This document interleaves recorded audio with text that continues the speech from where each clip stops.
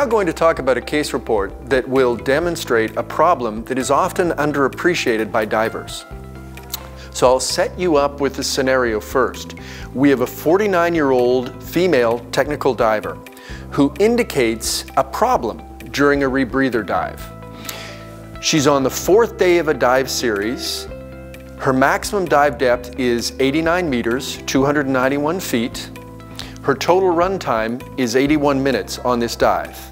And she's breathing a gas that is considered appropriate for the dive. It's a trimix that's known as 1050.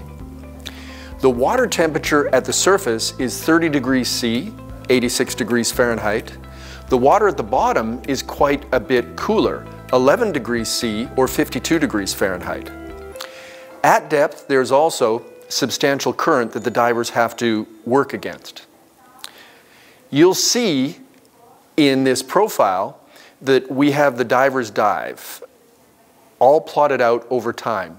The dark, the thin, but the very visible black line is her dive profile. The red blocks indicate where she has a decompression ceiling, where she can't go directly to the surface without violating the decompression limit established by the dive computer.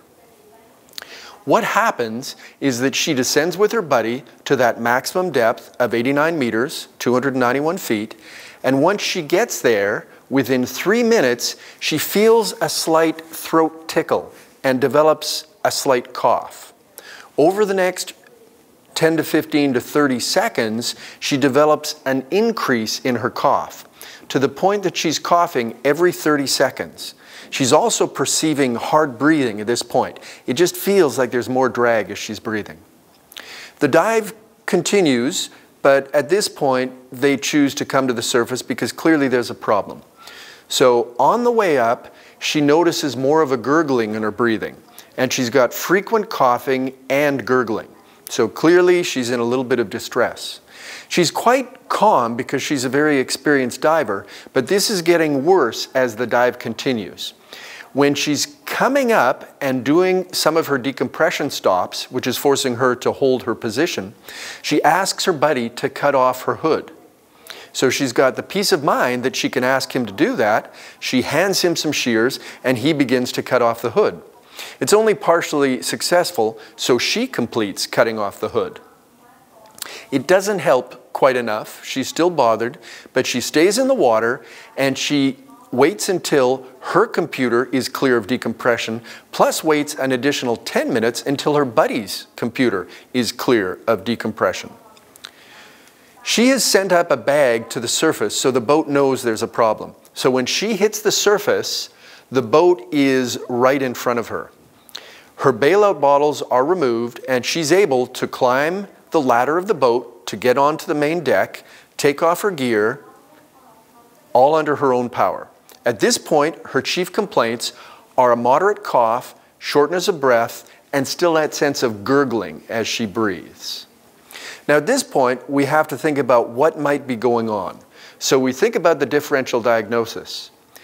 If I didn't give you all the details, most people would look at that maximum depth of 90 meters almost, or almost 300 feet, and they would say, goodness, it very easily could be decompression sickness.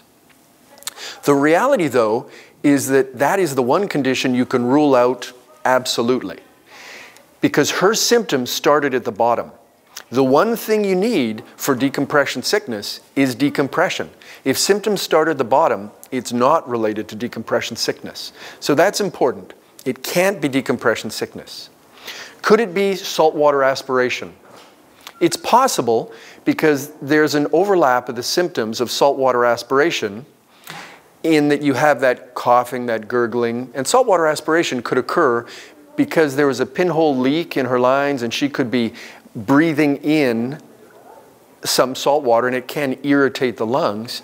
But this was an experienced diver.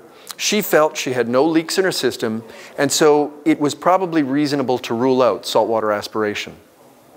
The third factor that might be considered would be an underlying cardiac disease. But the diver was physically fit, a very healthy athlete, and it didn't appear that there was a reasonable expectation that it was cardiac disease. So that then leads us to what it was. And what this was a case of immersion pulmonary edema. What you have with immersion pulmonary edema is you get a shift of fluid from the capillary, the bloodstream, into the pulmonary space itself, into the alveolar space. And that shift in fluid impairs the ability to exchange gases. Normally, we exchange carbon dioxide and oxygen very efficiently because the distance is very, very small. But if you get a fluid shift into the lungs, you impair gas exchange, and it can lead to that distress in breathing, and it can also translate into that gurgling that the diver perceived. There are several challenges with immersion pulmonary edema. One is that there's a great degree of variability, both within an individual and between individuals. So we don't know, in all cases, who will be susceptible to immersion pulmonary edema. We also don't know if a person will be more susceptible on day 1 or day 2. That variability makes it very easy for people to miss cases of IPE, as it's known. So we can have divers coming up from a dive, feeling a little difficulty breathing, and they might blame it on breathing high partial pressures of oxygen. If the symptoms resolve, they just assume it was oxygen and they don't worry about it. That is the problem that leads us to the under-recognition. So let's summarize and think about the symptoms we might expect with immersion pulmonary edema. Number 1 will be the coughing. 2 will be the sense of difficulty breathing. You can also possibly be spitting up a little bit of blood-tinged sputum. What's also considered diagnostic is that these factors are found in the absence of chest pain. So it's the lack of chest pain that also helps you differentiate between a cardiac-related condition and the immersion pulmonary edema. We've known about immersion pulmonary edema for more than 20 years in the medical literature. One of the things that makes it easier to miss in diving is that the classic papers talk about immersion pulmonary edema developing after 30 to 40 minutes of immersion. Well, in this case, you saw that it occurred within just a few minutes of that diver reaching the bottom. So clearly there's a mismatch here. And the mismatch is probably in the number of factors that are contributing to the IPE. When it was first observed in swimmers at the surface, they had fewer factors working on them than our typical diver, particularly our typical deep diver, will today. And so let's talk about the factors that contribute. You have to realize that immersion pulmonary edema is a multifactorial condition. It's usually not one factor that creates it. It's the interplay between multiple factors. And they have 2 primary bases. The first is an increase in central blood volume. There are a number of ways you can increase your central blood volume. Number 1, you immerse your body in water. Immersing your body in water causes the water pressure, the hydrostatic pressure, to compress your legs, and you get a shift in blood towards the heart.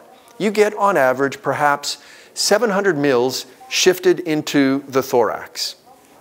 That is number 1. The second thing you can get is excessive drinking.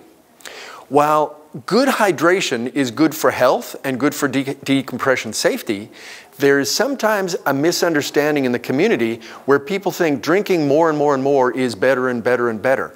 This is not true. If you drink excessively, if you become hyperhydrated, you actually have more fluid volume, and that can actually contribute to the problem. So we want people to drink normally, but not too much. The third factor that can affect central blood volume is the cold stress. If you are in cold water, you tend to vasoconstrict and you pull blood from your periphery to your central volume. That's also a problem.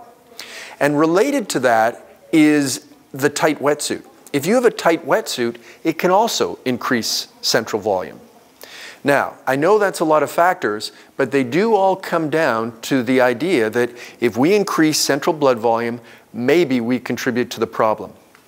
The second major class of problem is respiratory loading, the resistance to breathing. And a lot of this is based on negative pressure breathing, the work you have to produce to make a breath effective. Well, you start again with immersion. When you immerse your body in water, you have to work harder to expand your chest cage to breathe. That's a bit of a problem. Then we have the suit resistance. If you have a tight suit, a tight wetsuit in particularly on you, it makes it harder for you to expand your chest cage to breathe. 3, we've got breathing resistance in any diving breathing system. You have it in a snorkel, you have it in open circuit, you have it in closed circuit. The more you have to work to breathe, the more likely you'll have a problem. And one of the things that's important to know about the circuit resistance is that it's dependent on your body position. There's always a sweet spot in diving where if you maintain an optimal position, your work of breathing is as light as possible. As you change from that optimal position, it can either become harder to inhale or harder to exhale.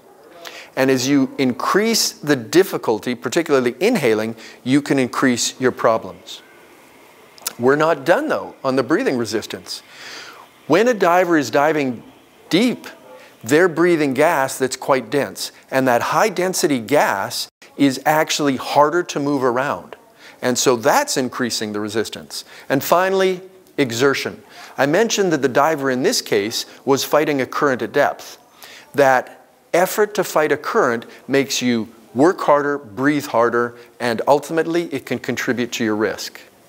Now, both of these main categories of risk, the central blood volume increase and the respiratory loading, lead to a problem where your pulmonary artery pressure can be elevated.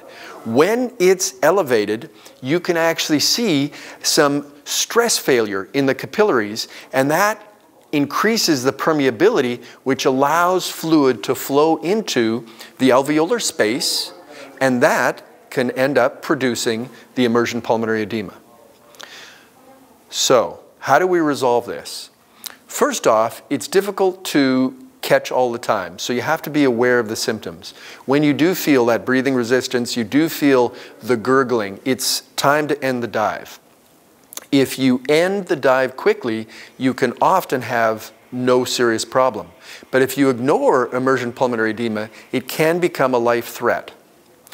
So the treatment is simple. You remove the diver from the water. If available, you put them on oxygen and you put them at rest. Clinically, they would do a little more. Clinically, once you get this diver to the hospital, they'll typically be put on diuretics to reduce the fluid volume, and they can be put on bronchodilators to make the breathing a little bit easier. If it's available, they may also put them on something called CPAP, continuous positive airway pressure breathing. That can speed the recovery, but it doesn't actually improve the outcome. So you don't need it to have a full recovery, it just makes it a little bit quicker. But what we really want is the divers to recognize this and appreciate that it can be a serious threat. And when they feel any problems with their breathing system, they abort the dive and make sure that they are comfortable at the surface where it's easier to breathe and resolution can be quick. Now, a question divers always have is, can they return to diving after a case of immersion pulmonary edema? This is equivocal in the medical community. It's controversial after a single incident.